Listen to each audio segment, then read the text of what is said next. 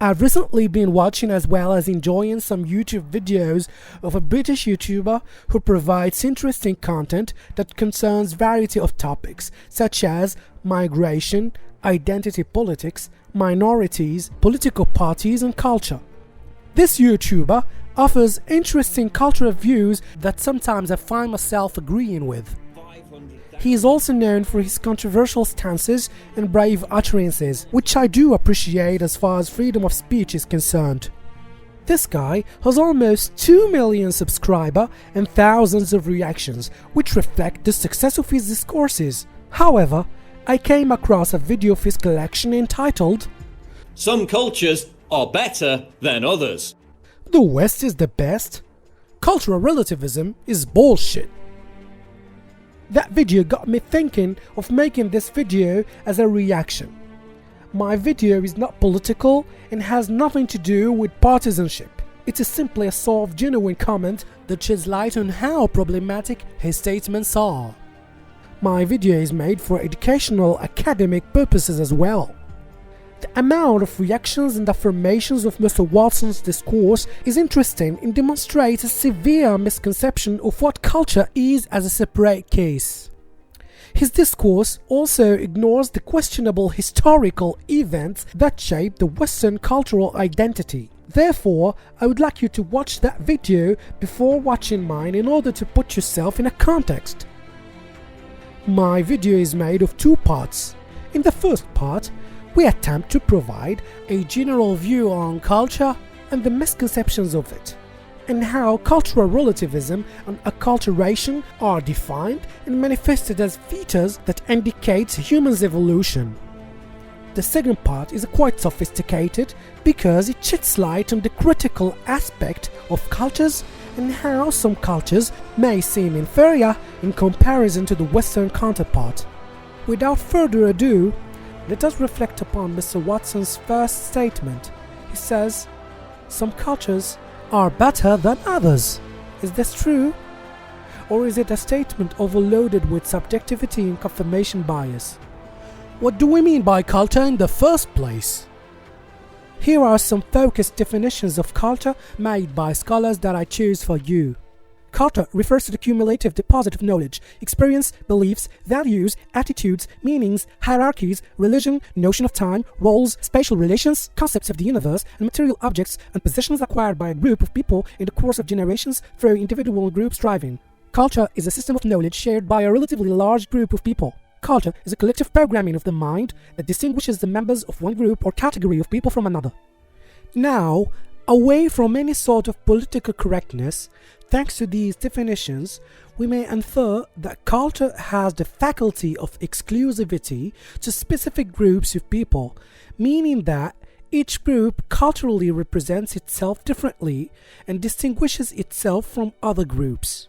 Do these differentiations make one culture better than the other? No, no, no. No, no, no. No, no, no. No, no, no. No, no, no. No, no, no. No, no, no. No, no, no. No, no, no. No, no, no, no, no. Why not? Simply because each culture has its unique features. Every culture is special to its producer. It serves the needs of its owner. We cannot adopt a qualitative perspective and apply objectivity in political correctness on cultural manifestations unless if some of these manifestations are harmful. Therefore, they should be corrected to ensure the safety of a human and his environment. Culture is never objective or perfect. It serves each group according to their needs and interests. You may find good things and bad things in each culture, which is usually a subjective view. And here, I want to draw your attention that one should distinguish between politicized ideologies that serve the interest of one specific class on the expense of the other class or other subculture. For example, political agendas and extreme ideological discourses are highly politicized, but culture itself is naturally spontaneous.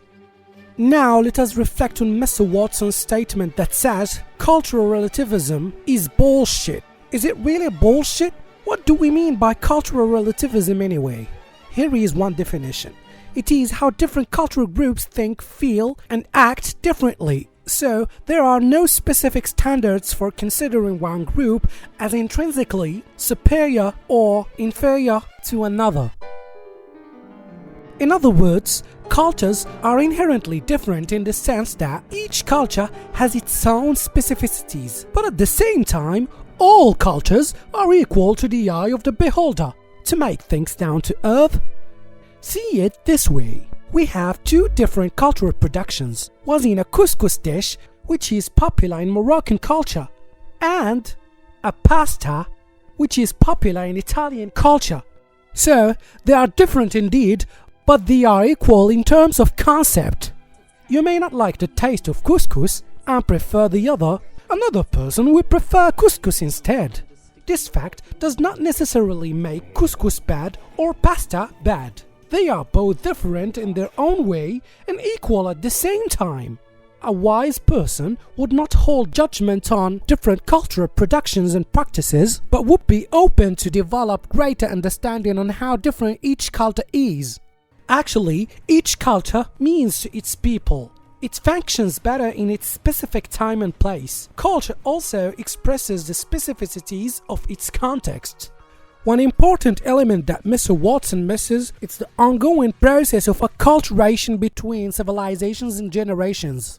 There is no absolute culture, and there is no beginning of culture, as there is no absolute race, so to speak. Culture and communication are exposed to updates according to the experience of each individual, group, or civilization.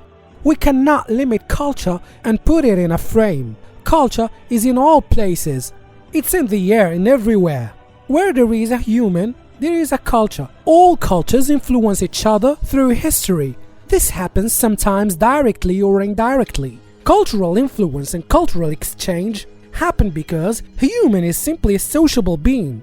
All of us have an urge to discover the others in their culture via trade, tourism, science, interracial marriages, or even colonialism, to show that no culture is absolute or better than the other, and that all cultures affect each other. Let's start with Mr. Watson's claim that considers the West as the pioneers of sciences. In terms of individual freedom, economic prosperity, intellectual advancement, technological progress, the arts and medicine, the West provided the blueprint for the ascent of humanity. So, what about the major contributions of the Arabo-Islamic world to the medieval Europe?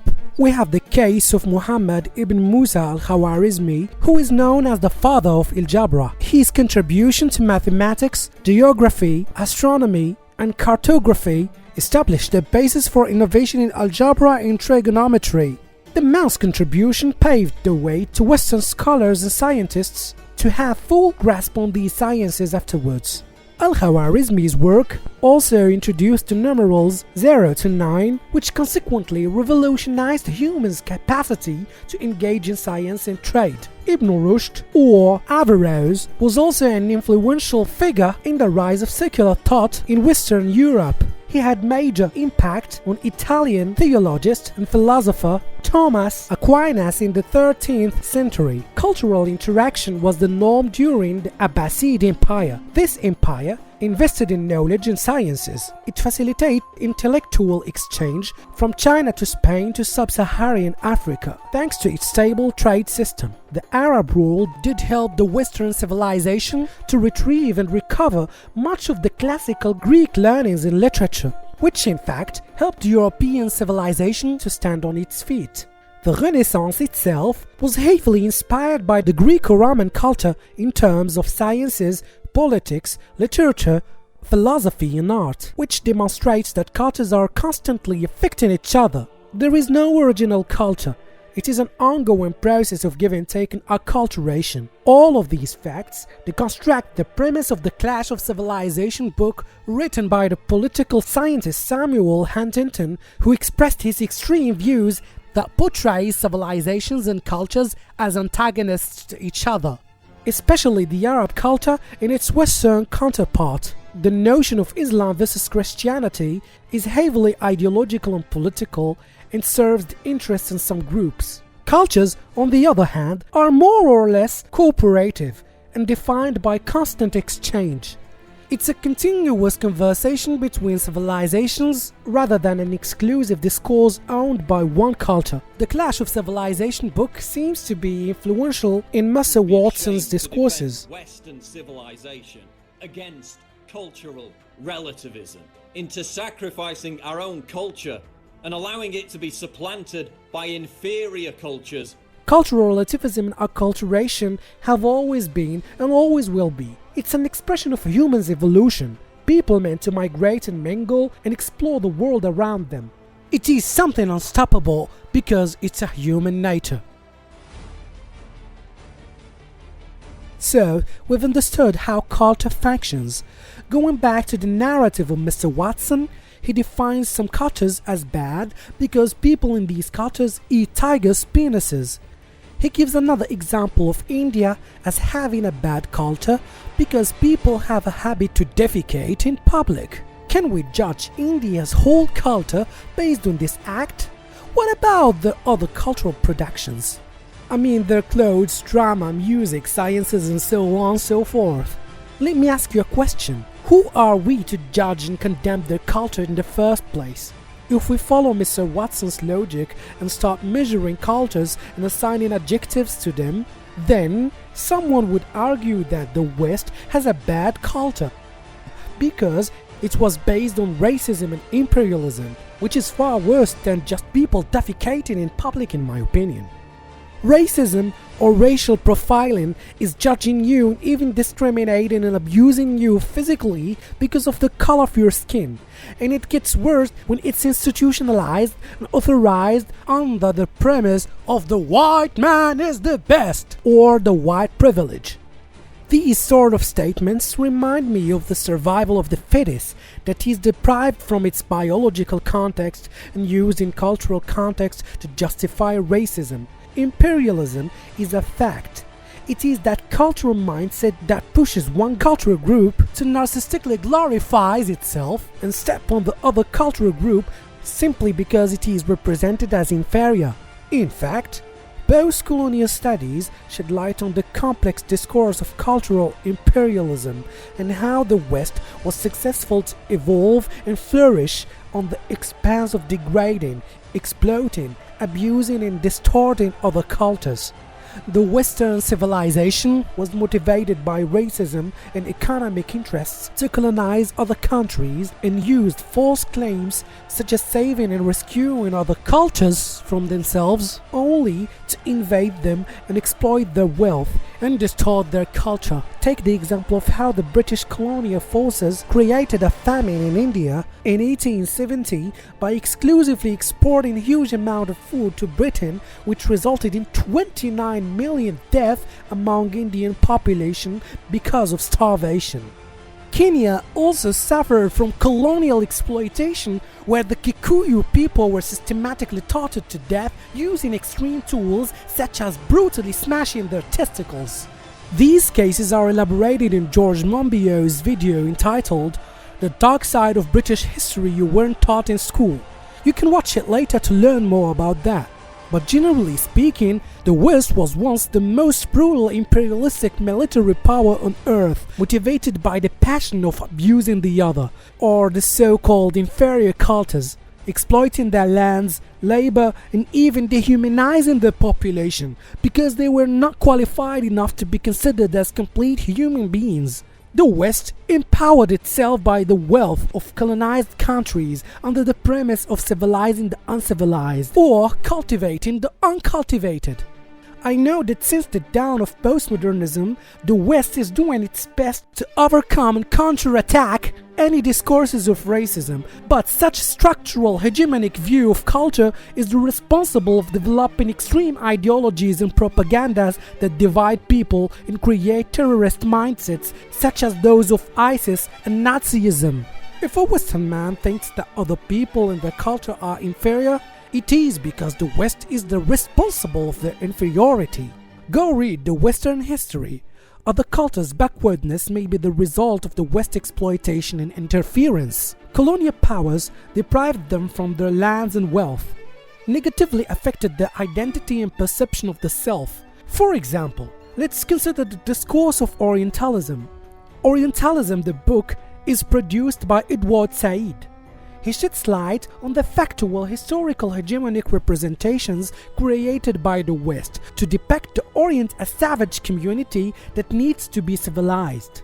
If you Google that, you will encounter massive amount of literature and paintings made by Western intellects and artists that portray the Arab as an exotic culture filled by savagery and eroticism. I don't mean that the Arab world was a paradise, but taking one extreme aspect of a culture and generalizing, homogenizing and perpetuating it, the same imaginary, the same discourse, again and again and again, it is called institutionalized systematic racism. The discourse of Orientalism is still fostered in modern days. Details on that matter are elaborated by the pen of Jack Shaheen in his book Rare Bad Arabs, and how Hollywood vilifies and represents them in stereotypical ways. They are usually morons, buffoons, stinky, clowns, sexiest, awkward people with freaky eyebrows, you name it. Black people are also still experiencing real struggles because of the complex of inferiority caused to them by systematic slavery executed by the whites. Again, I am not into any sort of political correctness, but I'm just stating facts. Althusa argues that black people are always already in the historicity of the culture.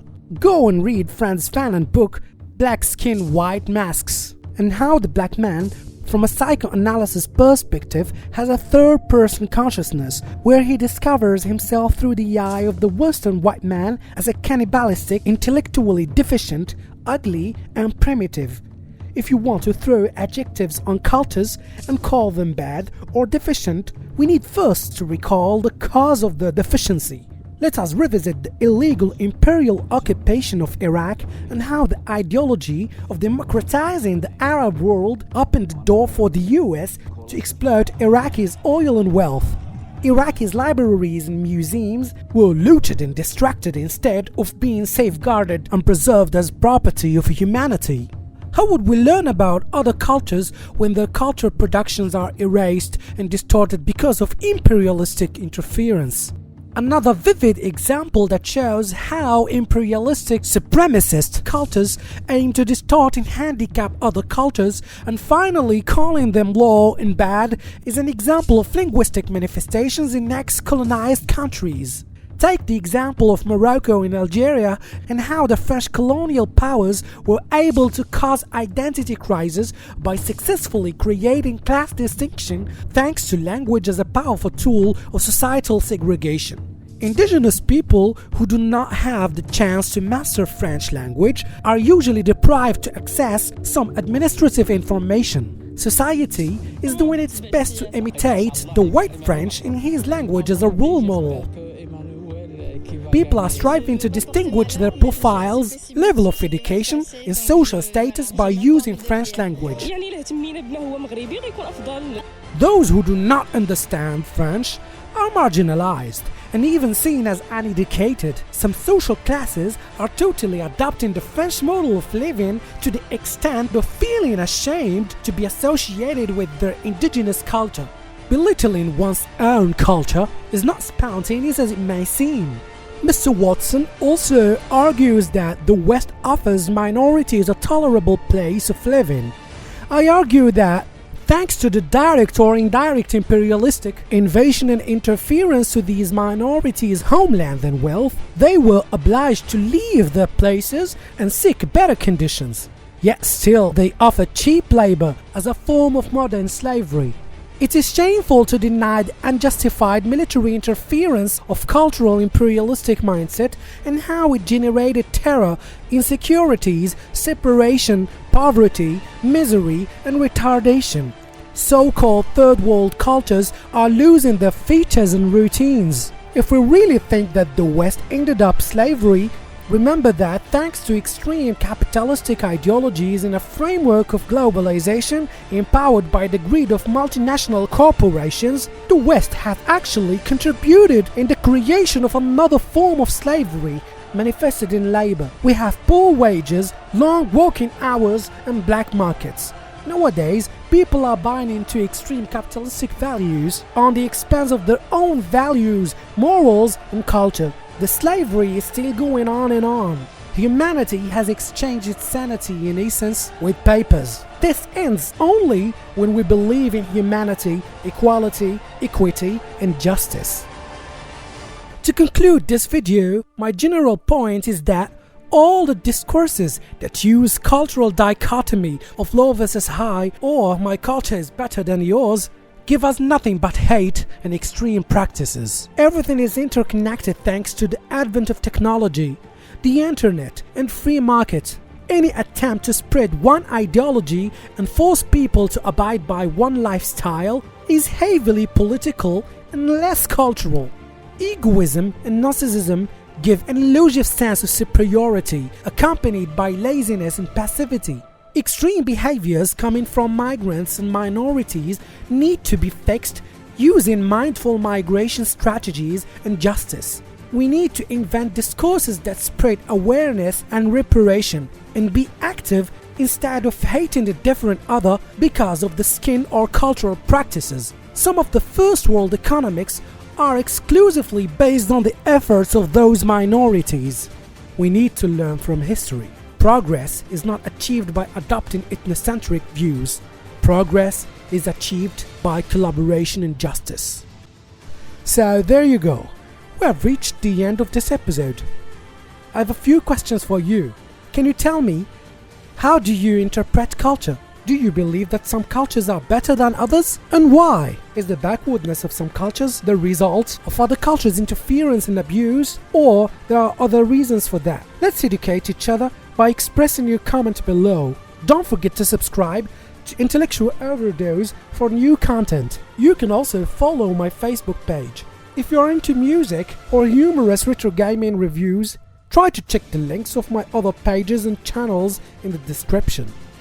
I would like to express my salutation, appreciation to my professors in the English department of Moulay Ismail faculty of Meknes. Goodbye for now. Have an immersive intellectual journey. See you next time.